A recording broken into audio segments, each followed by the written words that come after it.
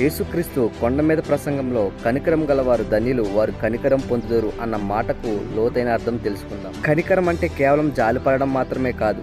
ఇతరులు మనకు అపకారం చేసినా మనం ప్రతీకారం తీర్చుకునే శక్తి ఉన్నప్పటికీ వారిని ప్రేమతో క్షమించడమే కనికరం. కష్టాల్లో ఉన్న వారిని చూసి జాలిపడి వదిలేయకుండా వారికి సాధ్యమైనంత సహాయం చేయడం కనికరం కిందకు వస్తుంది. మనం పాపులమై ఉన్నప్పుడు దేవుడు మనపై కనికరాన్ని చూపి తన ప్రియ కుమారుడైన యేసును పంపాడు. ఆ ఉచితమైన కనికరాన్ని పొందుకున్న మనం ఇతరుల పట్ల కూడా అలాగే ఉండాలని ఈ వచనం గుర్తు చేస్తుంది. మనం కనికరాన్ని చూపిస్తే దేవుని నుండి మరింత కనికరాన్ని, కృపను పొందుకుంటాం. అంతిమ తీర్పు రోజున దేవుని కనికరం మనకు తోడుగా ఉంటుంది. మనం ఇతరులను క్షమించడంలో, కనికరం చూపడంలో ఇబ్బంది పడుతూ ఉంటే దేవుడు మనం ఎంతలా క్షమించాడో గుర్తు చేసుకోవడం మనకు బలాన్ని ఇస్తుంది.